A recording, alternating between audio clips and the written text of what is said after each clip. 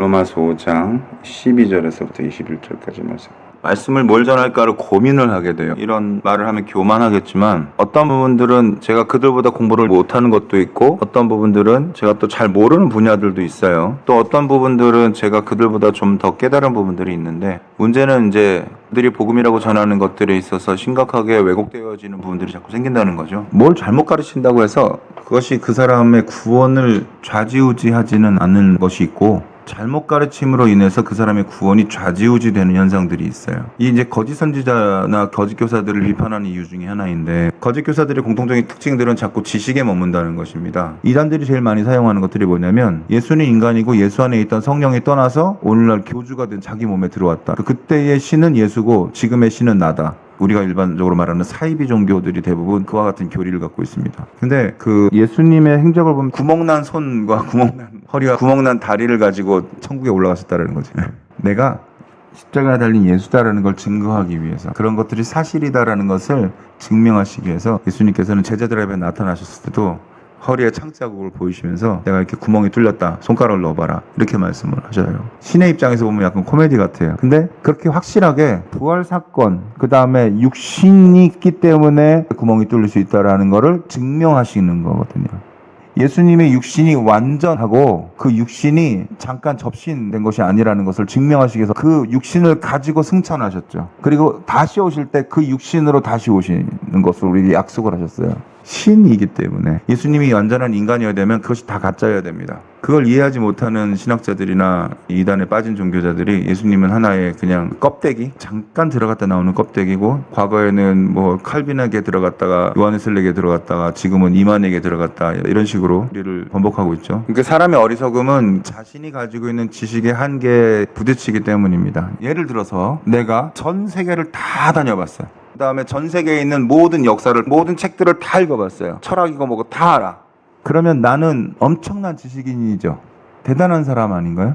나만큼 똑똑한 사람이 없을 거 아니에요. 근데 그거 아십니까? 그것만큼만 아는 거예요. 그 이상은 몰라요. 그 이상 공부를 하면 또 그 이상만큼만 아는 거예요. 그거 외에 또 그 이상은 몰라요. 새로운 게 발견되면 새로운 것만큼만 아는 거예요. 여러분, 그게 지식입니다. 그게 지식이에요. 그것만큼만 아는 게 지식이에요. 그런데 자기들이 마치 다 아는 것처럼 말하죠. 세계 최고의 석학이고 세계 최고로 많이 알고 많이 공부한 사람이면 그 사람은 신입니까? 하나님만큼 알아요? 성령님만큼 알아요? 우리의 지혜와 우리의 지식을 성령님께 내어 맡기게 되기를 예수님은 축원합니다. 우리의 지혜와 우리의 지식이 한계가 있음을 인정할 때 하늘의 지혜를 얻을 수 있는 겸허함이 우리에게 있는 거예요. 자기가 알고 있는 지식이 정확하기 때문에 성경이 틀렸다? 성경이 맞으면 어떡할 거예요? 지옥 가는 거죠. 자기가 지금까지 알고 있던 것, 예정론이라든가 신인협동설이라든가 계속 그거 설교하고 있었는데 어느 날 갑자기 진리가 딱 들어왔는데 진리가 자기가 아는 거하고 틀리네? 인정하기 싫은 거예요. 웃기죠? 여러분, 사람의 자유의지는요, 진리를 거부할 수 있어요. 스스로 겸양하지 않고 자기를 고집하고 교만해지면 하나님의 말씀이 들어와도 받아들이지 않습니다. 이단에 빠져있는 사람들이 이단이 잘못됐다는 걸 알았어요. 잘못됐다는 걸 알았으면 예수님 앞에 와서 무릎 꿇고 회개하고 나가야 되잖아. 근데 인정하기 싫은 거예요. 그래서 방황합니다. 그래서 우리는 성령께 지혜를 구해야 합니다. 지식이라는 게, 관념이라는 게 이렇게 위험한 겁니다. 영적 지혜는 하늘로부터 오는 줄 믿으시기 바랍니다. 그랬을 때 내가 지금까지 보지 못했던 것들이 보이고 내가 알지 못했던 것들을 깨닫게 되는 것이죠.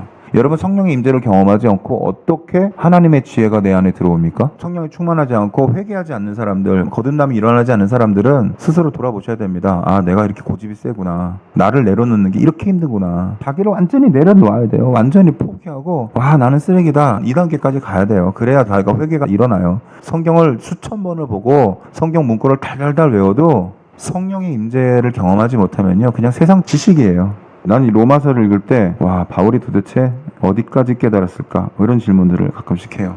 이 바울 사도의 지식은 당시 시대의 지식적인 한계를 뛰어넘습니다. 바울의 서신에 보면 자신이 가지고 있는 헬라의 철학과 지식을 가지고 자신이 경험한 그 영적 세계를 말로 푸는데 그 당시 말로는 너무 힘들었다는 거지. 이 본문의 말씀을 보면요, 한 사람으로 말미암아 죄가 세상에 들어오고 죄로 말미암아 사망이 왔나니, 이게 어떤 내용들이냐면요, 원죄에 관한 이야기예요. 아, 원죄를 부정하는 영상들이 너무 많더라고요. 원죄를 부정하는 데는 두 가지 특성들이 있습니다. 하나는 원죄를 인정하지 않는 부류입니다. 예수 그리스도로 말미암아 우리가 죄로부터 놓여지니까 원죄에 대해서는 더 이상 따질 필요가 없지 않아요. 이게 지금 신학적 오류에서부터 오는 거거든요. 그리스도를 믿음으로 말미암아 죄로부터 노임을 받았으니까 우리는 더 이상 죄인이 아니다 이렇게 돼버리는 거예요. 그래서 여러분 죄 안 짓습니까? 죄로부터 자유하니까 그 죄는 더 이상 죄가 아니에요?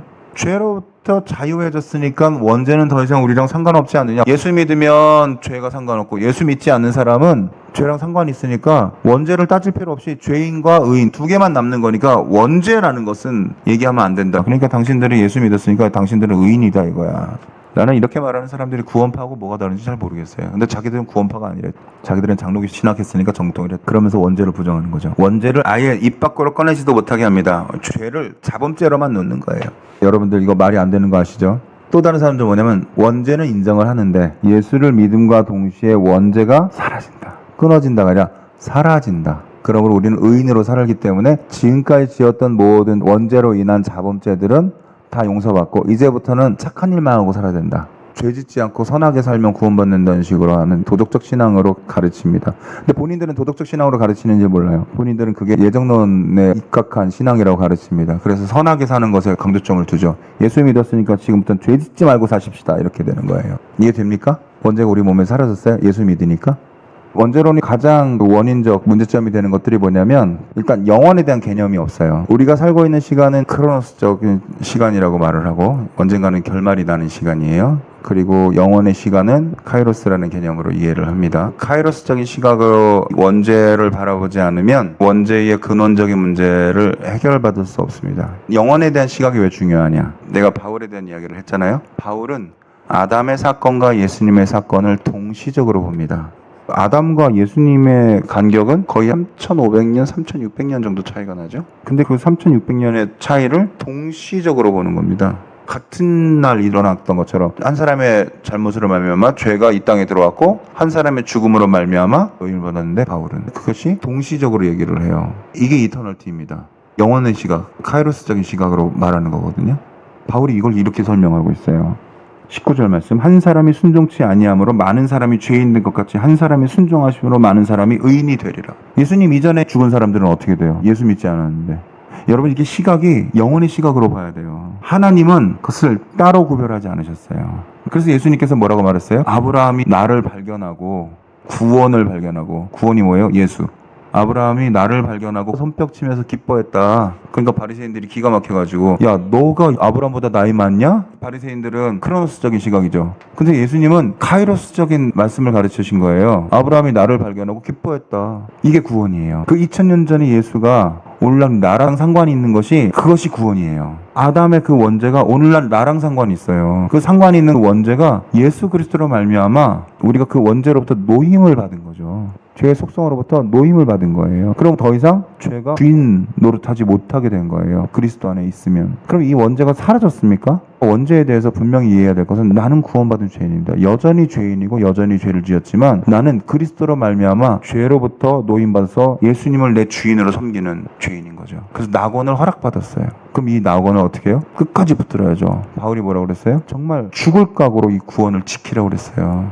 이것이 영원의 시각이에요. 하나님 나라가 크로노스의 시각으로는 상관이 없어요. 근데 카이로스의 시간으로는 하나님 나라가 지금 나랑 상관이 있는 거야. 그 먼 미래가 요한계시록의 그 날짜가 나랑 상관이 있는 거예요.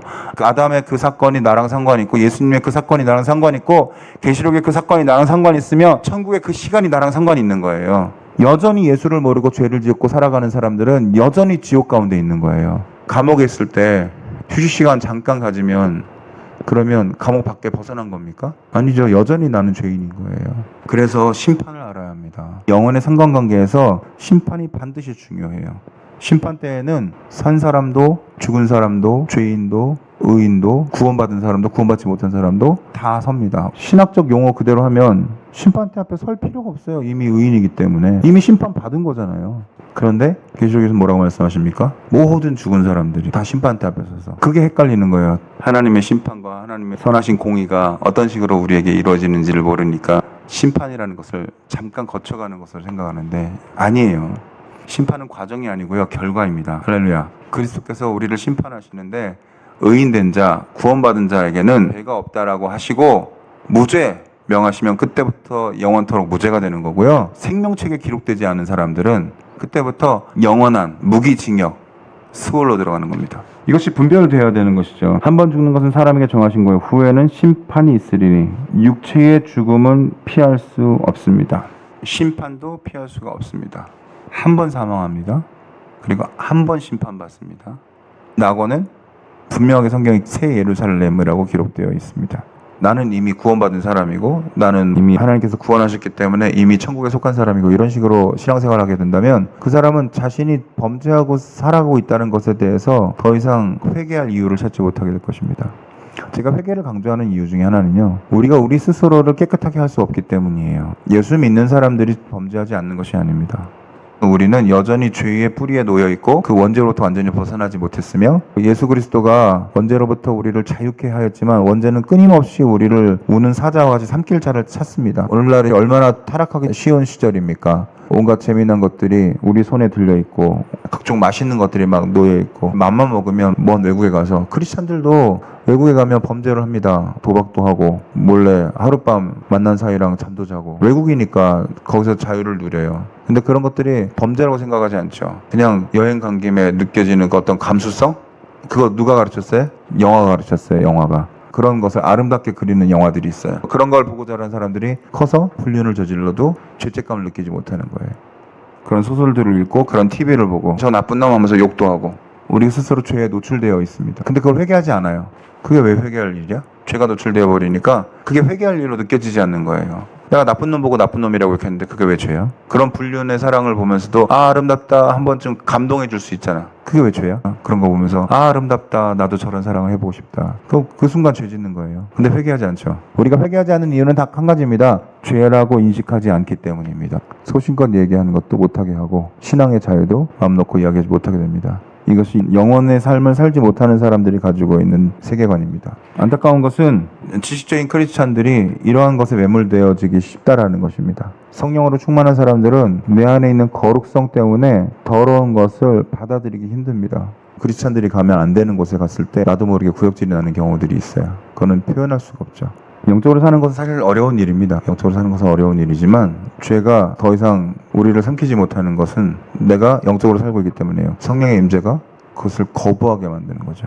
근데 여전히 한 발은 세상에 가 있는 사람, 뭔가 한번 먹어보고 싶고 한번 느껴보고 싶고 한번 경험해보고 싶고. 사랑하는 여러분, 기도하십시다. 기도해서 영적으로 충만해지십시다. 10분, 20분, 30분 기도하는 걸로 기도한다고 하면 안 됩니다. 내가 하나님의 영으로 충만한 기도를 할 때, 그 깊은 기도 안에 들어갈 때, 우리의 영이 하나님을 만나서 하나님의 터치를 경험하는 단계로 갔을 때, 그럴 때 우리가 그 거룩함 안에 살게 되는 것이고 그 거룩함이 우리를 지배하게 되는 것입니다. 어떤 것을 결정할 때도 이것이 사람들이 말할 때는 합리적이고 합당하다고 말하는데 성령께서 이것은 아니라고 말하는 단계가 되면 그것은 단호하게 아닐 수 있을 때, 단호하게 순종했을 때 그때 거룩이 우리 삶에 이루어지는 거예요. 그걸 믿음의 삶이라고 말할 수 있는 거예요. 하나님, 그거는 아닌 것 같아요. 이거는 누가 봐도 아니에요. 내 생각도 아니고요. 다른 사람도 아니라고 할 거예요. 내 생각이에요. 순종하지 않는 거예요.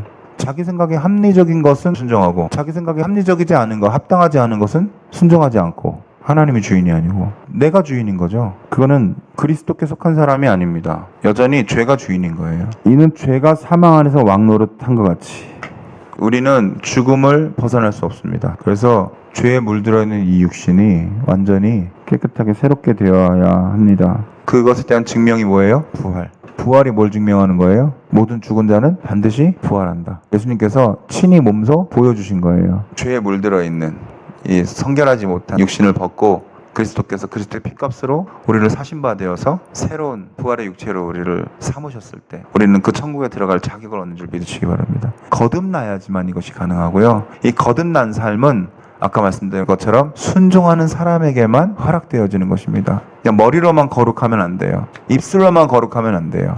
우리의 생각이 거룩해져야 되고요. 우리의 삶이 그것을 증명해야 합니다. 그것이 믿음이에요. 그것을 행위구원이라고 말할 수 있을까요?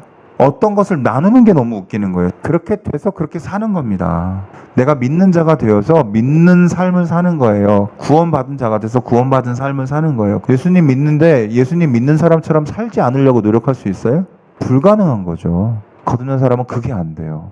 심판은 정해진 것이고요. 심판 이후에는 그것을 벗어날 수 있는 사람들이 없습니다. 그래서 의인은 반드시 그 심판대에서 그리스도의 증거를 얻는 줄 믿으시길 예수님으로 축원합니다. 한번 죽는 것은 정해진 것이고 그 후에는 반드시 심판이 있습니다. 사랑하는 여러분, 믿음은 우리가 주장한다고 해서 이루어지는 것이 아닙니다. 그 믿음이라는 것은 우리가 올바른 것을 따라갈 때 우리에게 주어져 있는 것입니다. 기도하겠습니다.